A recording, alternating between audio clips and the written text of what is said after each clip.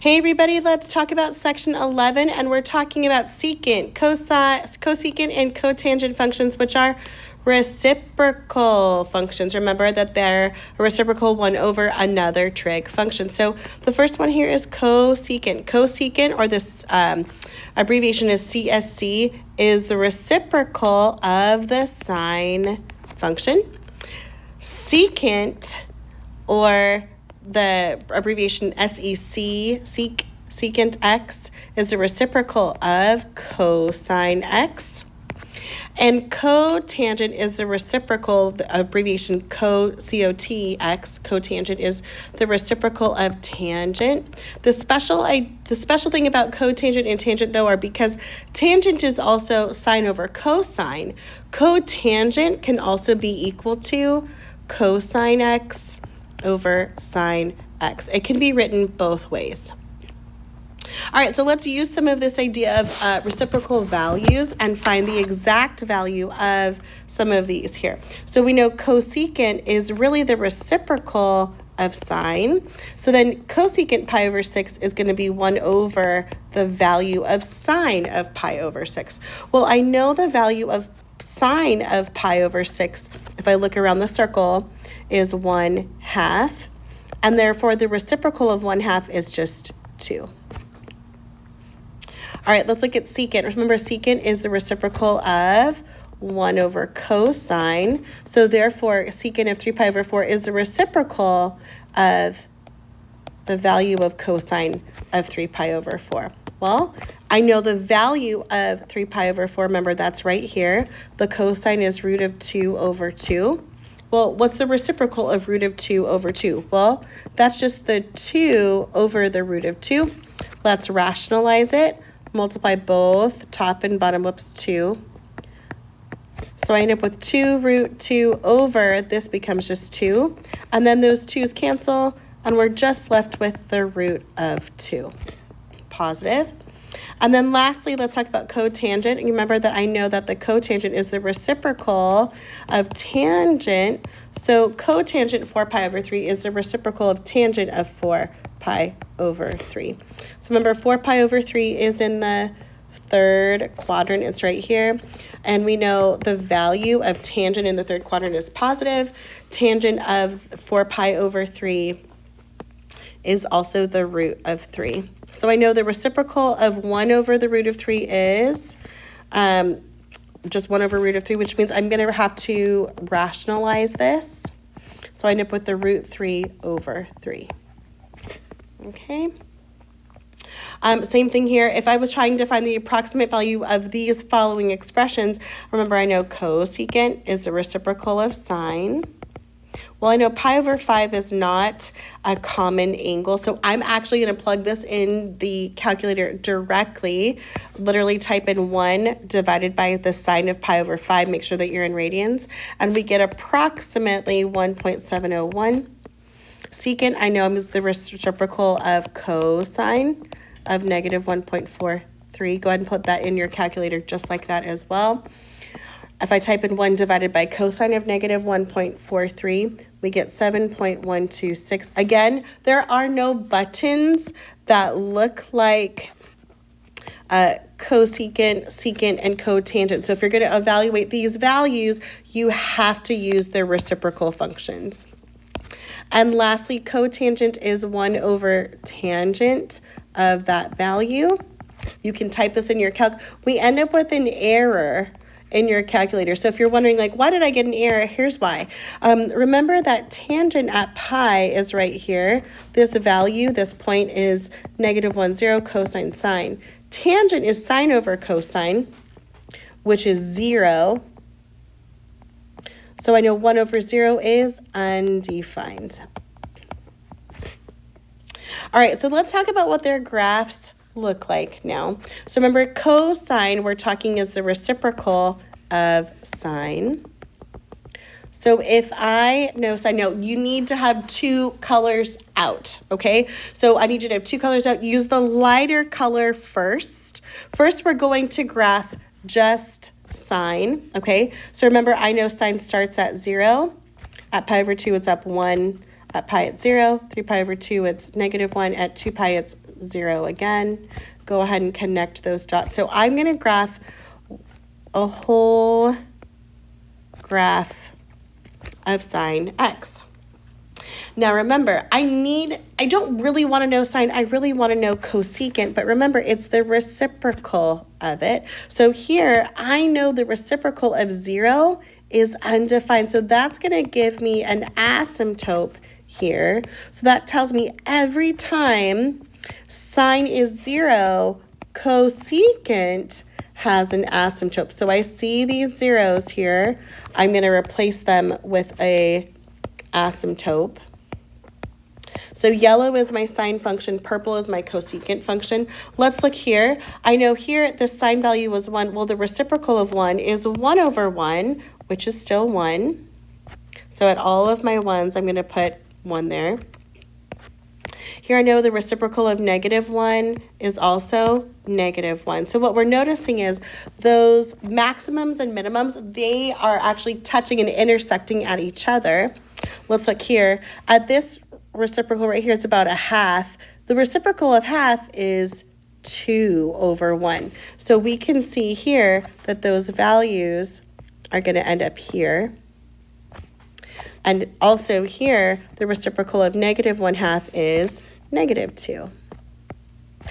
And then we're going to connect those dots, and we can see that basically this value here flips upside down, and it becomes its reciprocal function. So every time we see those like hills and valleys, they're going to flip upside down, and they're going to go forever.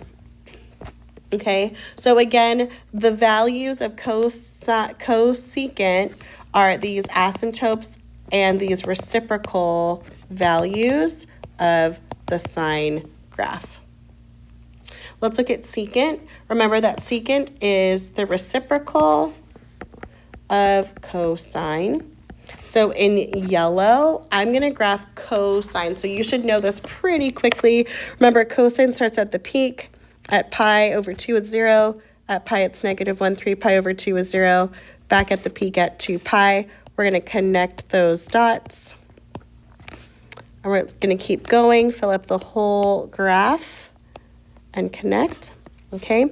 Now keep in mind, cosine, we're going to take its reciprocals to find secant. So remember, every time I have 0, the reciprocal of 0 is undefined. So here, here, here, and here, we're actually going to have reciprocal values, which are undefined. So our asymptotes are happening wherever cosine gives me a 0. So let's go ahead and fill in those zeros. So remember, blue is my secant function, yellow is my cosine function. That also means here at +1, the reciprocal is also +1, as well as here at -1, the reciprocal is also -1. So again, at those maximum and minimum values, we have the same value. And then our asymptote, or our reciprocal functions, remember, they're going to flip up. So at 1/2, it flips up to 2. At 1/2 here, it flips up to 2. At -1/2, it flips down to -2. And at -1/2, it flips down to -2. So we can see that same pattern that cosecant had, we're going to have that same pattern here for secant. So again, my secant values are in blue and the cosine values are in yellow. All right, let's look at cotangent. Remember that cotangent is really 1 over, or the reciprocal value of tangent. So I'm going to put in yellow what tangent looks like. If you remember that value of tangent, it starts at 0 because sine is 0 at 0. And at pi over 2, we have those asymptotes. So really lightly go ahead and sketch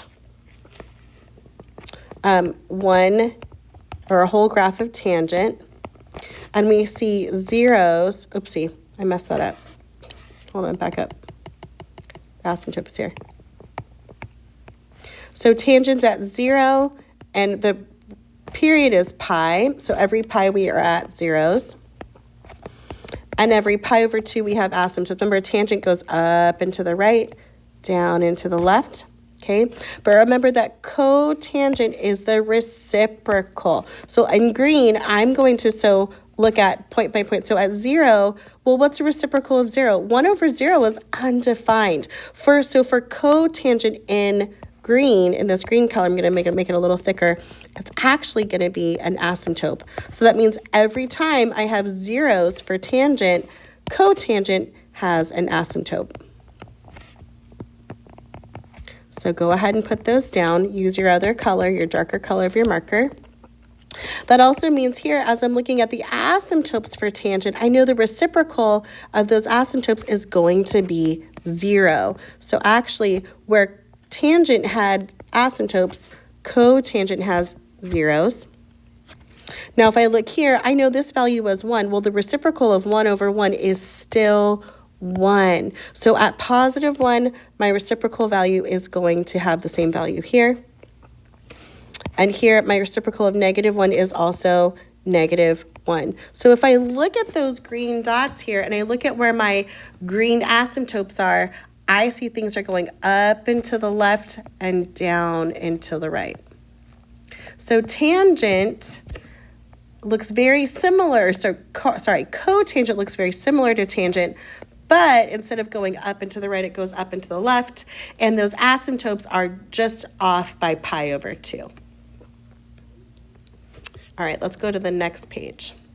So let's go ahead and start graphing some of these. So how do we graph these transformations? So again, you have to know what those reciprocal values are. So I know secant is the reciprocal of cosine. So I'm going to say 3 secant x minus 1 is the reciprocal of 3 cosine x minus 1. So what you're going to do first is we're going to graph 3 cosine x minus 1. This, remember, tells me that my amplitude is 3 and that my midline is y equals negative 1. So I'm going to draw it just like we were last chapter or last unit, where our amplitude is going from our midline up 1, 2, 3. So we're going to have our maximums here and our minimums 3 away.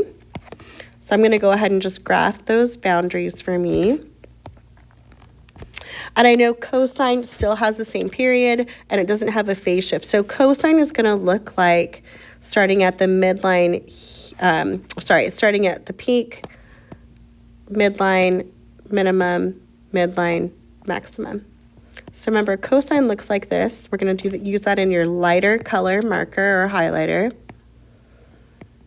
So now remember, to find secant, it's a reciprocal of all of these. Of course, the reciprocal on the midline here at our zeros is going to be our asymptote. So every time that original function hits the asymptote, that's going to be it hits a 0, it's going to be an asymptote. And then our maximums and minimums are the same value, but they flip the other direction. So make sure that you can clearly see your graph in 2 separate colors here, okay? So let's look at our range. So the range for these values, we know down below, we see our graph of secant is way down here. So it goes from negative infinity up to here is negative 4. And then we start again from 2 to positive infinity. So we're going to say from negative infinity to negative 4 and from positive 2 to positive infinity. And then we have asymptotes here, starting at our first positive value is at pi over 2, and it happens another pi away. So we're going to say, okay, the vertical asymptotes are at every pi over 2 plus pi n. All right, let's look at the next one. Again, here for cosecant, remember the reciprocal of cosecant is 1 over sine. So for 2 cosecant x minus pi over 2 plus 1, we're going to go 1 over 2 sine x minus pi over 2 plus 1. We're going to graph this, just like we did last unit. So remember, this tells me my amplitude. This tells me there's a phase shift to the right by pi over 2. And this tells me here my midline is y equals 1. So let's graph those things. Here's my y equals 1 midline. The amplitude is 2, so it's 2 above and 2 below. And my phase shift is we're going to go to the right by pi over 2. So we're going to start for sine at the midline here. And then we're going to go same period. And let's fill up the rest of our graph here. So if this is 2 sine x minus pi over 2 plus 1, let's go ahead and graph its reciprocal now. So remember, on the midline, wherever it intersects, those are now my asymptotes. We also know our minimums and maximums are going to have the same value and reciprocal from those max and min values. We're going to flip them. Okay. So now let's analyze that graph in blue. So for cosecant, remember it goes from negative infinity all the way up to negative 1 here, and it starts again at positive 3 and it goes up to positive infinity. Oops. And then from 3 to positive infinity. And our asymptotes, remember our first positive one starts here at pi over 2, and then it's pi away. So we say pi n. All right, this last one, cotangent's a little bit trickier. You do want to transform this from the original cotangent graph. So I'm going to sketch first what cotangent looks like, what we just sketched last time. So remember, regular cotangent looks like at 0, it has asymptotes. So I'm going to draw this in yellow. And it has asymptotes every pi from 0. And then from there, cotangent has a 0 at pi over 2. It goes up to the left and down to the right. Okay, so I'm just going to graph 2 of those because I do need to transform this. So in green, I'm now going to show, okay, instead of bending at 1, it's going to bend at 2. So remember, this is a vertical stretch by a factor of 2. This 2 changes the period. So this is going to be pi over b, which is 2. So the period's not going to be pi over 2. And now we have a phase shift to the left by pi. So if I'm going to the left by pi, I know this asymptote here is going to shift over by pi. Well, guess what? It lands on another asymptote, so we're good. So let's go ahead and draw in those asymptotes again. They're going to happen every pi over 2. So to the left, every pi over 2 is going to be here. So we have more asymptotes than we did before, starting at negative pi, but happening every pi over 2. And then in the middle of those asymptotes, we know we can find a 0. And instead of bending at 1, we're going to bend at 2. So it looks something like this. Okay, so this is going to take a little bit of time, but we can see those zeros happen in the middle of each asymptote. Go ahead and take some time and fill these out. We can see there's a lot of these graphs happening. And so we're seeing zeros at every pi over 4, and then we add a half a pi to get the rest. So let's analyze our graph. Now, the range, we just know it goes from negative infinity to positive infinity, so it goes forever. And then the vertical asymptotes, we know the first positive one is actually on 0 that we see, and then it happens every pi over 2 from there. So we're going to say every pi over 2 times n. All right, that's it. We'll see you in class.